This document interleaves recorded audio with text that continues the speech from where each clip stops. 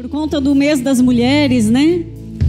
Foi escolhido esse tema de falar de mulher, mas não é um culto de mulheres, é para toda a igreja, para os homens, é para os filhos, é para os jovens. E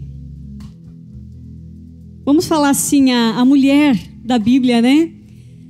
Eu estava no meu coração quando a pastora Tessia me chamou. Eu estava com uma história, mas não era para ser, né? Eu não consegui desenvolver a palavra. Eu disse, Senhor, tem alguma coisa de errado, não sai nada, né?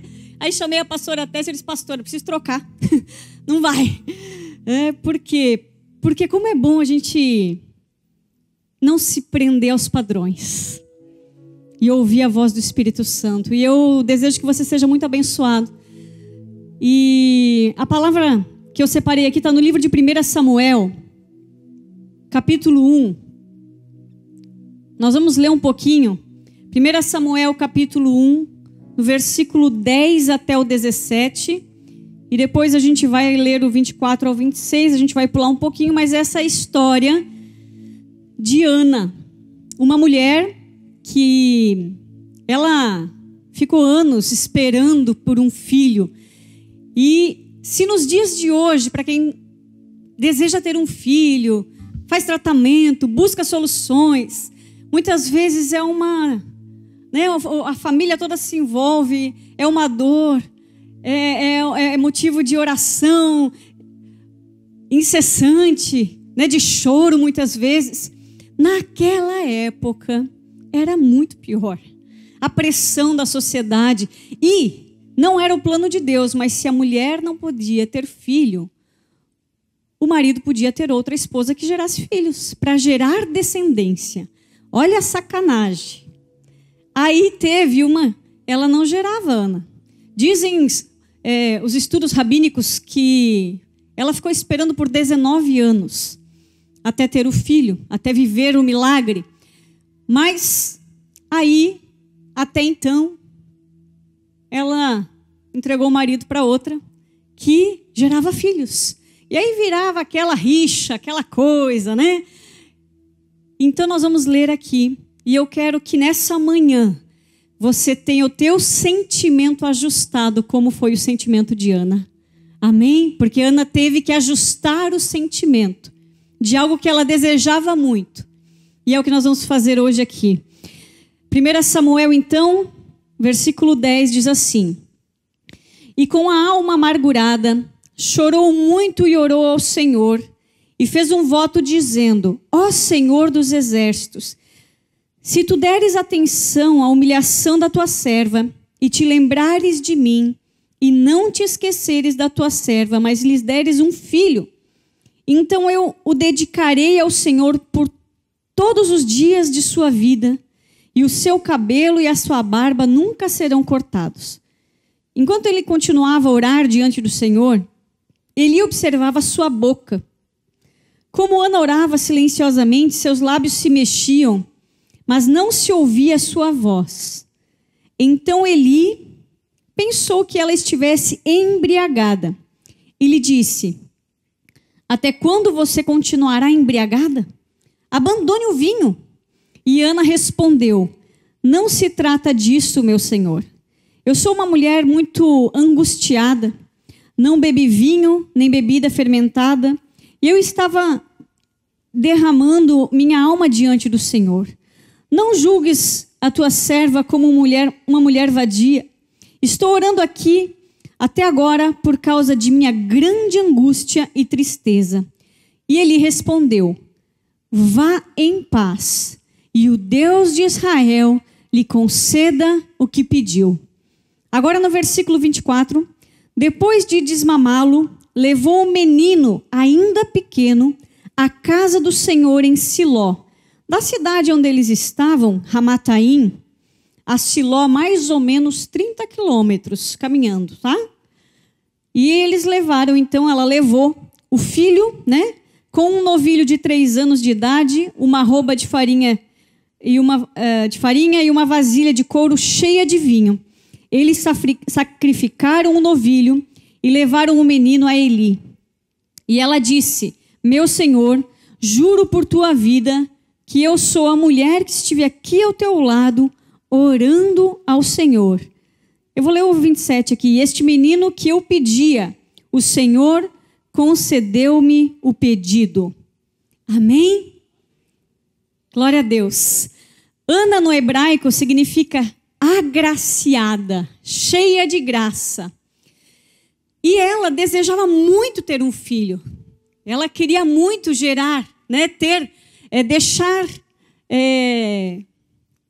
a posteridade, né, o sobrenome da família, levar a sua geração adiante. Só que Ana, ela por anos, ela desejava Samuel, que foi o nome do menino, que significa o nome dele é Deus. Só que ela não podia gerar. Ela não podia gerar porque ela se tornou estéril. Mas o que a tornou estéril foi o sentimento desajustado. E muitas coisas, quando elas não acontecem na nossa vida e a gente não entende por quê, é porque nós desejamos para nós. É porque nós estamos sendo egoístas. É porque nós estamos, muitas vezes até estamos aqui, né, na igreja, estamos frequentando os cultos, estamos fazendo as escolas bíblicas, estamos nos movimentando como aquilo que a gente acredita ser o padrão certo. E ela ia no templo, né? Ela fazia o que tinha que ser feito. Mas o sentimento dela a tornou estéril, mesmo ela fazendo tudo certo, pelos padrões humanos. Então, essa vai ser uma manhã de uma autoanálise. Será que o meu desejo, será que a minha motivação, ela está correta? Será que é o que Deus pensa? Será que é o que Jesus pensa? Será que é o que Jesus sente que eu estou sentindo? Será que Ele fala desse jeito que eu estou falando? Ele se comporta como eu estou me comportando? Quando a gente para olhar o que Deus fez na vida de Ana, quando ela pôde gerar, Samuel foi quem? Samuel foi aquele que ungiu dois reis, que veio antes, que ungiu dois reis, Saul e Davi. Ele profetizou o terceiro rei, Salomão, e ele mudou a geração do sacerdote Eli, e a geração voltou, né, se voltou ao Senhor. Porque Eli tinha dois filhos que não queriam nada com nada. Eles que deveriam levar adiante, né, o ministério sacerdotal. Mas entrou um menino chamado Samuel. E que veio e que trouxe, porque assim como Ana, ela clamava por um filho. Israel clamava por um profeta. Só que ela estava desajustada, ela não tinha entendido isso. E o sentimento dela, Filipenses 2,5 fala que nós precisamos ter o mesmo sentimento de Cristo. Amém? Fala para quem está do teu lado, você precisa ter o mesmo sentimento de Cristo. Então, qual era o erro de Ana? Eu não posso desejar nada, então, pastora? Pode, mas submete ao Senhor. Será que é a vontade de Deus? Vai ser o tema da escola bíblica e eu já estou dando spoiler aqui. Será que é a vontade de Deus? Como é que a gente sabe quando é a vontade de Deus? Qual era o erro de Ana? Ela queria apenas para si. O desejo dela era só para ela. E olha o que o Senhor fala para Caim. O seu sentimento é contra ti. Cumpre a ti dominá-lo. Então, quando nós não fazemos alguma coisa, porque eu não estou sentindo, talvez você esteja sendo enganado pelo teu próprio coração. Eu não estou sentindo de perdoar. Perdoar é uma atitude, não é um sentimento. E a palavra diz, cuidado, porque o teu coração é contra ti. Se a gente tiver que sentir para orar, muitas vezes você não vai orar. Mas eu sei que é importante orar. Se a gente tiver que sentir para vir na igreja, talvez você até venha. Mas, a vontade mesmo. Pensa aquele culto das 5 da tarde, verãozão, piscina dando sopa, praia à disposição, né? Não, mas, peraí, se eu fiz um compromisso, se eu quero, né, levar minha família para a igreja, então avalie a motivação, avalie o teu sentimento. No livro de Jeremias 17, de 9 a 10, fala assim: quem poderá entender o coração humano? Não há nada que engane tanto quanto ele. Está doente demais para ser curado. Eu, o Senhor, examino os pensamentos e ponho à prova os corações. E trato cada pessoa conforme sua maneira de viver, de acordo com o que ela faz. Amém? Ana, quando ela gerou, ela abençoou Israel com aquela oferta, com aquela entrega. Então, aquela esterilidade foi quebrada quando ela começou a desejar para Deus. Senhor, eu não quero, eu quero, parece antagônico, né? Eu quero, mas se o Senhor me der, eu vou te entregar. O Senhor ajustou o coração dela, porque não era apenas o Samuel, o filhinho da Ana, de Eucana, o seu marido. Não, ela estava gerando um profeta para as nações. Ela estava gerando alguém que iria causar um impacto na sua geração. E talvez nós não recebemos no tempo que a gente recebe algumas coisas. As coisas não acontecem no prazo que nós estipulamos, porque nós achamos que a gente pode dar uma pressão em Deus, né? Mas é porque tem um propósito maior. Existe um propósito maior. Agora, a esterilidade, ela foi quebrada com a entrega de Samuel, com a oração de entrega. E essa entrega traz a realização dos sonhos mais íntimos. Eu nunca me esqueço, eu estou convertida já há alguns anos. E quando eu me converti em 2003... eu me lembro que eu já tinha feito bastante burrada até a minha conversão. Depois continuei algumas um pouco menores. A infração era um pouco menor. Mas continuei fazendo coisinha, né? Mas até a minha conversão, quando eu conheci aquilo, eu digo que eu não tive encontro com Jesus. Eu tive uma trombada. Eu estava lá no fundo do poço, sabe? Bem no fundo. Um pouquinho mais lá embaixo, né? Eu estava lá com depressão, desiludida, não querendo mais viver. E aí conheci Jesus. E eu me apaixonei completamente. E aí a pessoa que me discipulava, ela falou assim: sabia que agora Deus vai fazer tudo novo na tua vida? Gente, aquilo eu disse: sério? Mas e as coisas erradas que eu fiz? Não, ele vai apagar tudo. Você não entregou a tua vida para ele? Apagar? Como assim? Sério? Não, ele vai apagar, vai fazer nova, né? Me explicou sobre as consequências que continuavam, né? Fui entendendo, fui caminhando. Mas quando eu soube que o Senhor podia fazer nova todas as coisas, a minha oração começou a mudar. Quando eu comecei a entender que a vontade do Senhor está escrito na Bíblia, e eu li lá, naquela época, que ela era boa, perfeita e agradável. Então, a vontade do Senhor é boa, perfeita e agradável. E a minha vontade, ela pode me enganar. Então, eu comecei a orar e falei: Senhor, não faz mais a minha vontade, faz a tua. Senhor, se eu desejo alguma coisa que não é para mim, arranca esse desejo, arranca essa vontade. Gente, eu comecei a viver tão leve. Eu me lembro das primeiras...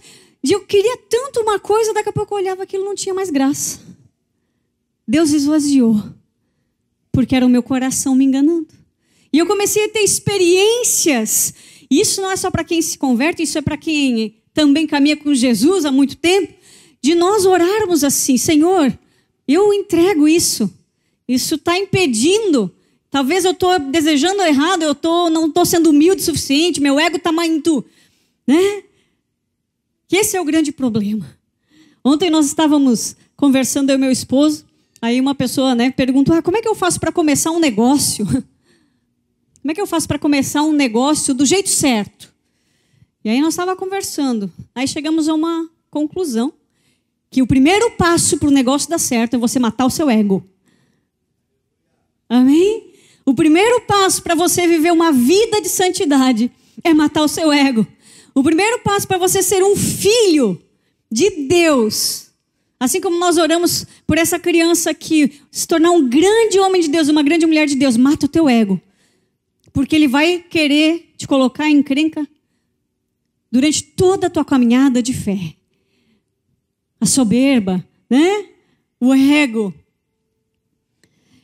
Então, como que a gente vai ajustar o nosso sentimento ao coração de Deus? Eu coloquei algumas coisas bem práticas aqui. Primeira coisa, você tem que ter claro a visão da eternidade. Amém? Como ajustar o teu sentimento ao coração de Deus? Aliança com Deus, ajustar o teu coração aquilo que Deus quer fazer nesse tempo, na agenda de Deus nessa geração, entender que você nasceu sim por um propósito, que os seus filhos existem por um propósito maior em Deus, que o teu casamento, que o teu ministério, que aonde você mora, na cidade que você está, no bairro que você reside, no condomínio que você tem propósito de Deus. As pessoas que você encontra na rua todos os dias têm propósito de Deus. Quando nós temos visão de eternidade para tudo, para o nosso negócio, para a nossa família, para os nossos sonhos, para aquilo que eu estou pedindo, eu não fico mais tão desesperado. Eu começo a ter uma visão mais longa, longo prazo, visão de longo alcance. Quem é da época dos Thundercats? Thunder, né? É uma visão que vai. E é isso que faz a gente ter uma visão, um sentimento ajustado ao que Deus quer fazer. Você não vai planejar apenas o teu ano de 2024, que virou o ano, não. Você vai planejar a tua vida sabendo que nós temos uma vida eterna. E quando eu tenho uma visão de longo prazo, o curto prazo muda, às vezes, a forma de viver. O sentido do curto prazo é muito mais intenso. As motivações do curto prazo do que eu faço hoje, de como eu me relaciono hoje dentro da minha casa, de como eu atendo um cliente ou um fornecedor, quando eu me relaciono na igreja com o irmão que está sentado do meu lado, aliás, estaremos juntos na eternidade. Então, se hoje, né, você não abraçou alguém do seu lado, você vai abraçar na eternidade, visão de longo prazo.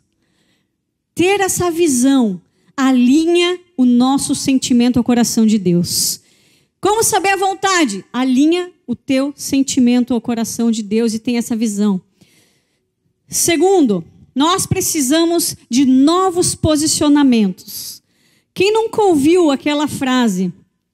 A pessoa quer mudar os hábitos, então ela tem que mudar os comportamentos. É ou não é? Quem está fazendo dieta para emagrecer? Quem está fazendo dieta? O povo está mentindo, Deus perdoa. Tem bastante gente que eu sei. Tá bom, não precisa se expor. Mas vamos lá. Quem já fez dieta? Quem conhece alguém que fez dieta? Vai. Quem? Alguém que fez dieta. Você conhece alguém? Viu na TV? Você sabe de alguém, parente distante, que não tem nem conhecimento. Você conhece alguém que já fez? Gente, dá para continuar com o mesmo estilo de vida? Dá para continuar comendo as mesmas coisas? Dá para continuar tendo uma vida estressada como vinha tendo? Vai ter que mudar o comportamento. Então, se eu quero novos resultados, novos posicionamentos. Então, como mudar os posicionamentos? Talvez muitos você já faça, talvez de nenhum você não faça nenhum, está tudo certo. A gente vai sair daqui com um novo sentimento. O primeiro, posicionamento. Vamos lá, atitude prática. O que você tem que fazer a partir de hoje? Primeiro, entrar num novo nível da paternidade de Deus. Você precisa ter uma revelação mais profunda de quem é o teu Pai verdadeiro. De quem é Deus na tua vida. Eu não sei vocês, mas eu tenho um filho pequeno, criança, 7 anos. O Everton já ministrou aqui, esses tempos ele falou sobre isso, né? Mas é verdade. Quando o Levi era menorzinho, ele achava que o pai e a mãe eram de um jeito. E conforme ele foi crescendo e falando e acompanhando, ele já tem uma visão diferente de quem é o pai e a mãe. E agora que ele está na escola e tem amigos e observa outros pai e mãe, ele vem e tem outra visão, porque ele está caminhando junto. E ele está tendo uma revelação todo dia nova de quem é o pai e a mãe. Nós também estamos mudando. Eu falo, quando eu aprendo aquela fase dos 5, ele mudou para 6. Aí quando eu aprendi a lidar com 6 anos, veio 7, né? Então eu também estou sendo ajustada, esticada, como mãe. Então aquela mãe de 7 anos atrás, quando gerou ele, era uma. Hoje eu sou outra. Então nós termos esse nível, a gente só vai viver essa profundidade quanto mais nós caminharmos verdadeiramente entendendo que Deus é o nosso Pai. Amém? Então, eu preciso buscar isso, caminhar junto, ou querer ouvir a voz. Ontem, ele teve uma situaçãozinha lá em casa e ele acabou vomitando, né?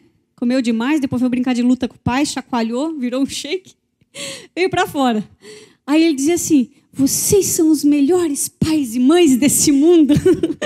Né? Coisa linda, filho, um dia você vai ser pai. Mas vocês, olha o que eu fiz, sujou todo o sofá, né? E eu disse, mas tudo bem, filho, acontece, né? Ele ficou assim, aí o Everton falou para ele assim, um dia você vai ser pai e você vai ser melhor que nós. Né? Um dia você também vai cuidar assim do seu filho. Então a revelação dele e a observação dele é outra hoje. Porque ele está crescendo. E a palavra diz isso. Quando o filho é menino, ele nada difere de um escravo. Faz pergunta, não entende, chora, faz birra. Às vezes nós somos assim diante de Deus. Crianças mimadas. Agora, quando eu vou crescendo, eu não sei vocês, mas a gente já está no nível agora, né? De cuidar dos nossos pais. De ligar e saber se está tudo bem. É maturidade. Não convém mais eu pedir dinheiro para minha mãe e para o meu pai. Não convém mais algumas coisas, porque agora eu cresci. E o meu nível de maturidade, de intimidade, de entendimento da paternidade mudou. Mudou. Quando a gente tem filho, as mulheres sabem o que eu vou falar. A gente teve o Levi depois de alguns anos de casado. E aí depois você tem filho, você diz, meu Deus, entendo a minha mãe. Agora eu entendo a minha mãe, né? Ou como é que ela conseguiu? Mas você vai entrando num nível de intimidade diferente. Então, para ter o sentimento ajustado ao coração de Deus. Primeiro, novo nível de revelação de quem é Deus. Amém? Segundo, não dependa da motivação alheia. Se alguém vai, eu vou. Se alguém faz, eu faço. Se alguém me buscar, eu vou. Se alguém decidir orar, então eu oro. Né? Busque por você. Busque pelo que Deus quer fazer. Ah, mas, sei lá, eu não vou mudar meu comportamento porque meu chefe é assim. Muda você. Você é cristão. Muda você para ver o que acontece. Começa a profetizar palavras de vida para ver o que acontece. Há o poder nas palavras. Não é isso que diz a palavra? Que palavras têm poder. Então, se você não orar pelo filho que você quer para entregar para Deus, se você não orar pelo seu negócio para entregar para Deus, porque nada é teu, se você não orar pelo seu casamento para entregar para Deus, que não é o teu casamento para te fazer feliz, é o casamento para ser um ministério para Deus. Se você não orar pelos seus filhos, que talvez já estão maiores, já estão casados, pelos seus netos. Fala a verdade, quem vai orar? Um estranho? Um vizinho? Um parente? As pessoas até vão orar, mas não vão se envolver. Não vão viver o que você tem para viver. Então não dependa da motivação alheia. Terceiro, leia a palavra. O que a palavra diz? Não é o que o profeta tem para dizer, não é o que alguém tem para falar, não é buscar uma revelação, é buscar na palavra, ele já deixou escrito. Tem mais de 5.000 promessas. Qual delas você sabe de cor para declarar todos os dias quando você levanta de manhã da sua cama? O Senhor é o meu pastor e não terei falta de nada. Amém? Por quê? Porque se você quer que Deus fale contigo, fala com Ele. Começa buscando. Ah, mas é tão difícil. Não. Isso é o que o diabo fala no teu ouvido. Isso são as distrações. Isso são o seu nível, né? O seu nível de... Como fala que as crianças estão agora? Que elas estão muito aceleradas, né? Mas era outra palavra que eu queria falar. Mas isso é nós. Ansiedade, né? Experimenta ficar sem o celular. Experimenta desligar as telas. Experimenta ficar no silêncio com Deus. A sua cabeça vai, volta, viaja, vai para a Europa, volta, vai para o problema, para a dor, para uma encravada e... Aí você, calma. Aquieta a minha alma. Porque ela está muito agitada, igual Marta. A gente fala da Bíblia que Marta estava muito agitada e Maria, ela prestou atenção numa só coisa.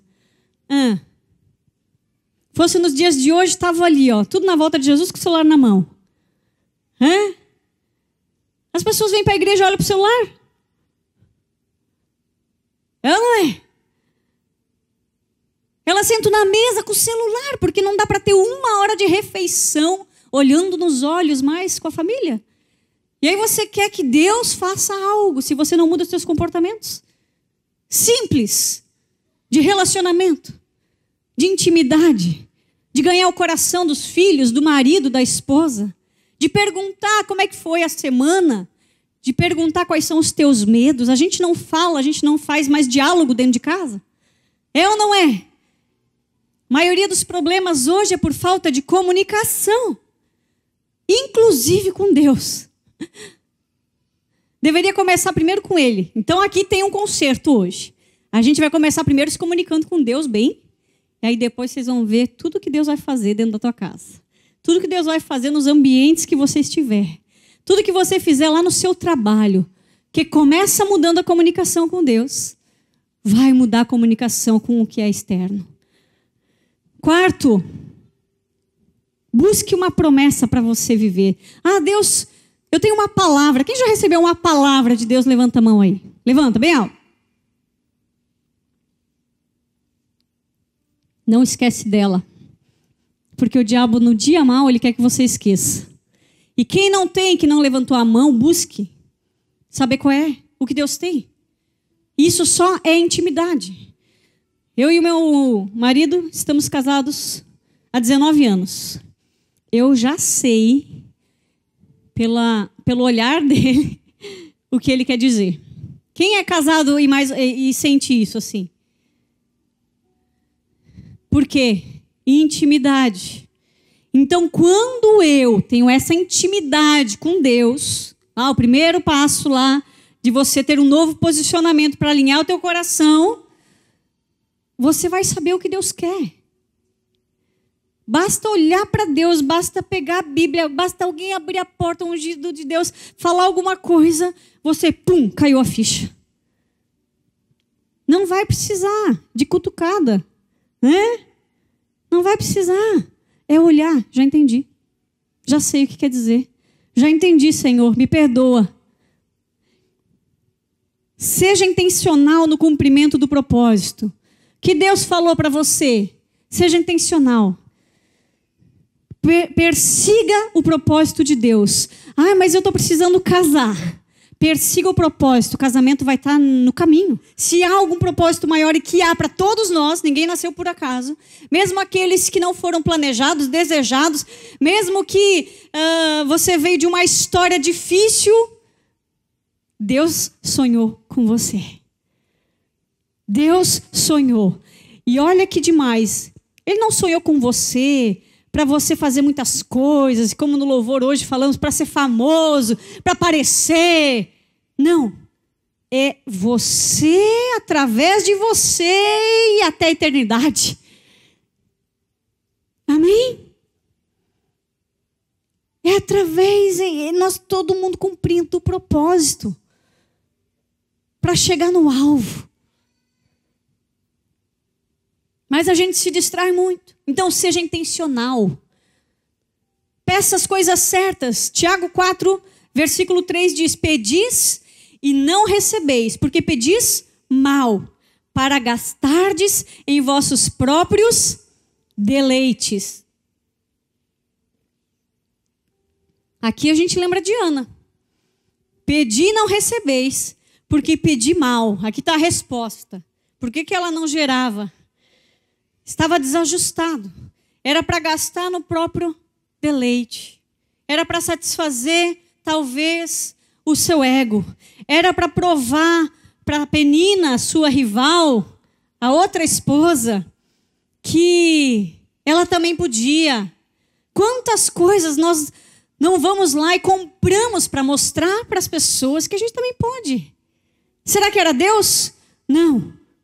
Porque agora está endividado. Porque se você está no propósito certo, o dinheiro vai aparecer. O recurso vai vir. As pessoas certas vão vir. As alianças certas vão acontecer. Ah, mas olha, me enrolei que a pessoa era uma encrenca. Ela sai de uma, vai para outra encrenca. Já viu assim?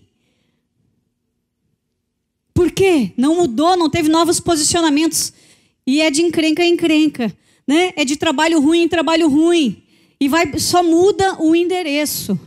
Porque a pessoa, na sua essência, não entendeu que ela nasceu para marcar uma geração.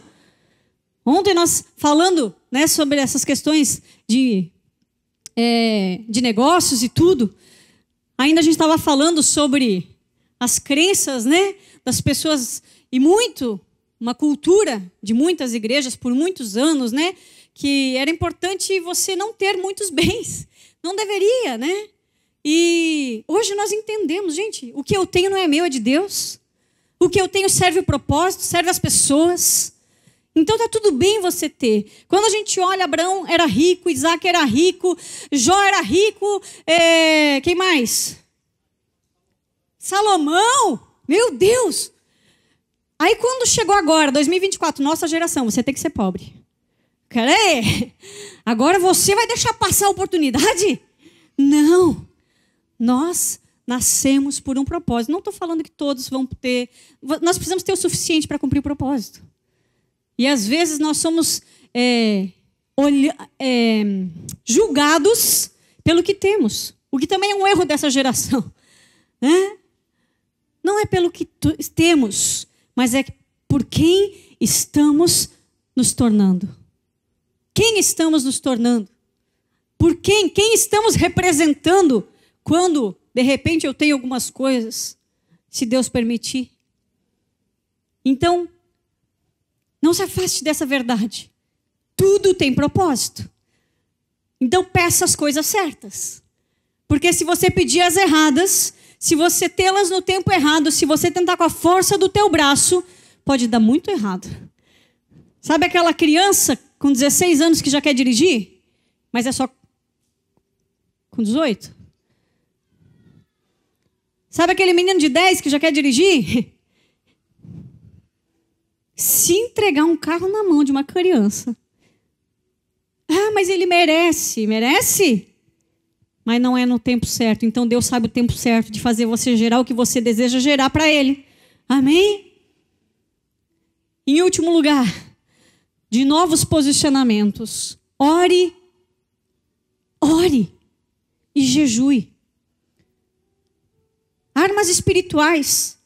Nós estávamos num lugar semana passada E aí aconteceu uma situação, coisas de crianças, né, gente? E o Levi veio contar para a mãe. Eu falei, gente, eu vou apresentar para vocês. Eles estavam brincando, né? Uma arma. Sério? Que arma é essa? Mas é de verdade, tia? É de verdade. E funciona. Essa arma se chama... E o diabo, ele não tem nenhuma arma melhor que essa. Sério mesmo? Aí já parou tudo, já criou aquela tensão. Que arma que era essa? Peraí, vou buscar. Aí voltei, bem plena. Falei, onde está a arma, tia? Eu vou ensinar vocês a usar. Essa arma se chama amor. Se você amar quem te odeia, não vai causar nada. Se você amar quem fala mal de você, não vai causar nada. Se você amar genuinamente quem te ofendeu, quem te atendeu mal, a pessoa se constrange, porque eles não estão acostumados. As pessoas hoje revidam de qualquer coisa. Use a arma do amor. E essa arma a gente só consegue usar se já estivermos conectados com Deus, através de oração e jejum. Jejum é para você se esvaziar de você, não é para ganhar nada em troca. É para se esvaziar das tuas vontades, desses sentimentos que querem te roubar, que querem te botar em furada. Jejum não é para pedir nada. Jejum é para se esvaziar de você, para o sentimento de Deus. Você e ele seriam um só. Mas a consequência da quebra da esterilidade, de desejar para Deus, que foi o que Ana recebeu, ela recebeu a bênção de quebrar a esterilidade, ela recebeu a bênção de Deus realizar os sonhos. Então eu vou ter os meus sonhos, só que não vou ter com a motivação errada, para causar destruição. Eu vou ter com a motivação certa, e no tempo de Deus, para causar uma grande revolução. Amém? Você está entendendo?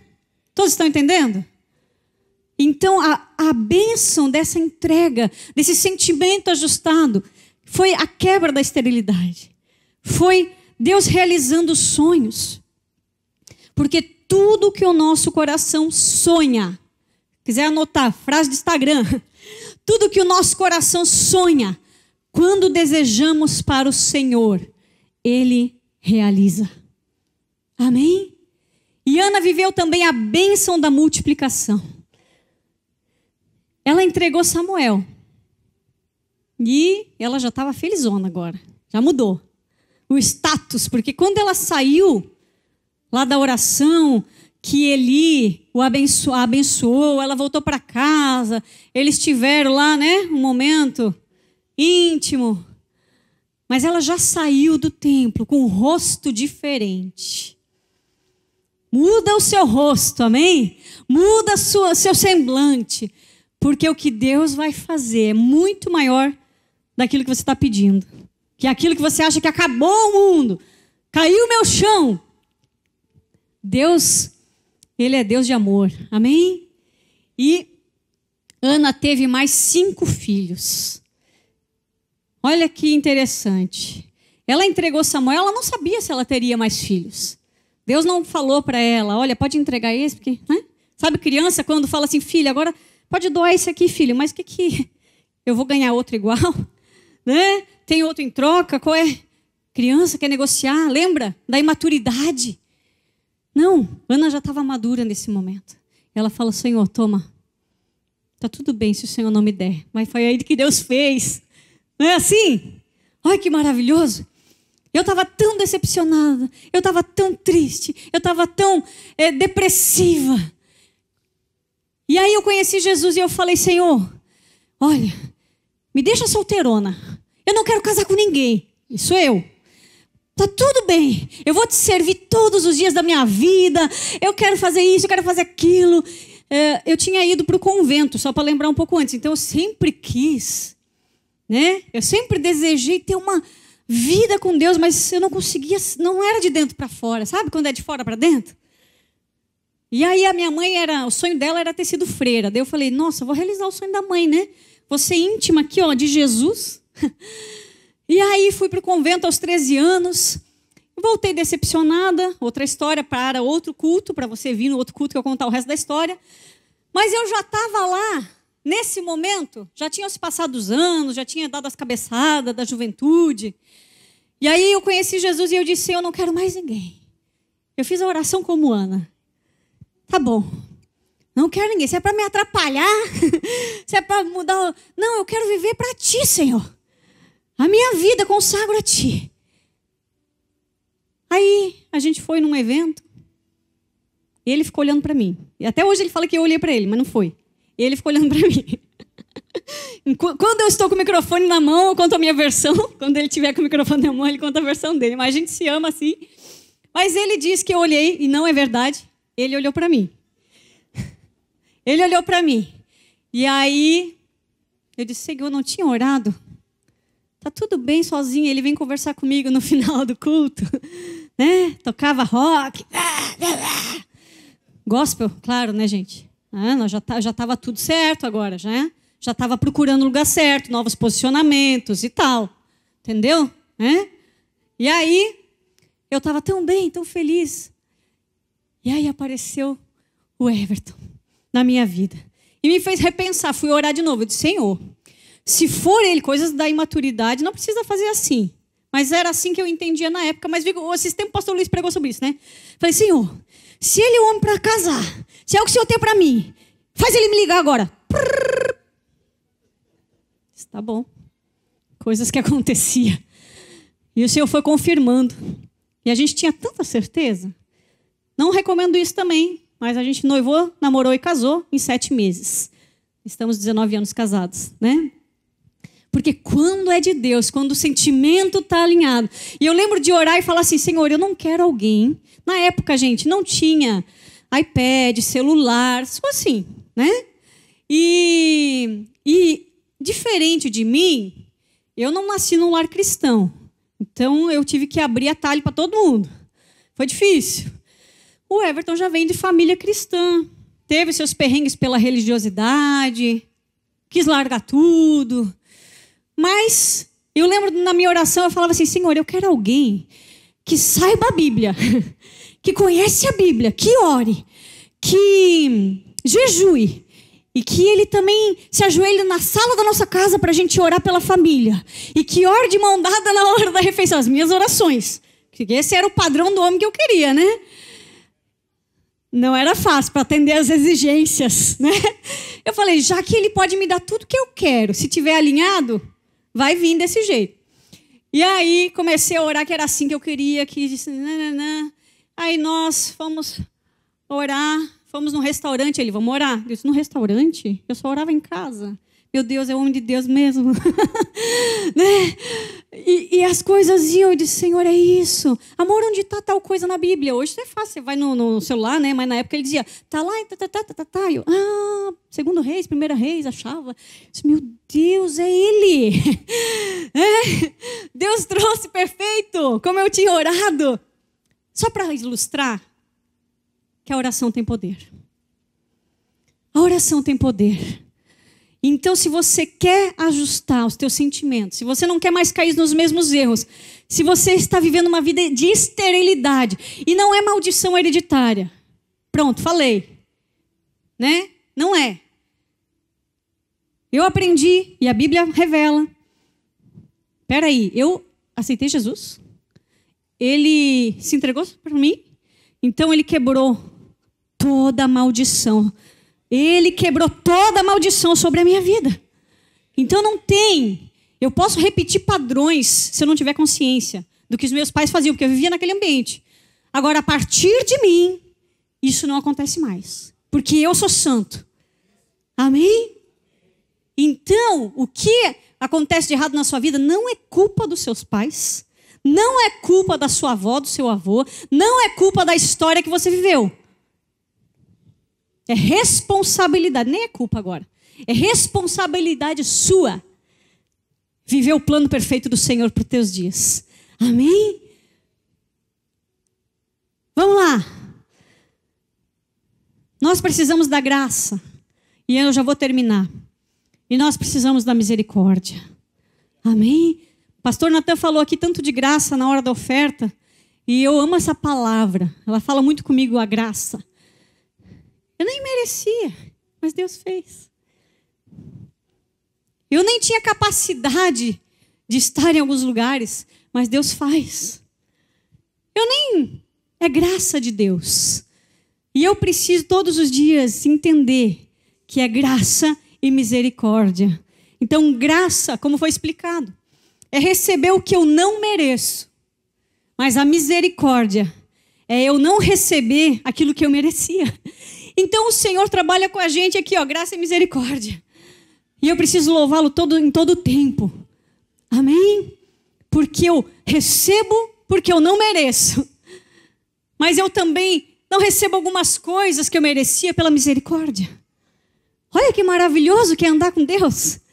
Olha que maravilhoso que é servir a Jesus. Olha que maravilhoso que é ajustar o nosso sentimento, que eu vou andar em graça e misericórdia. Amém?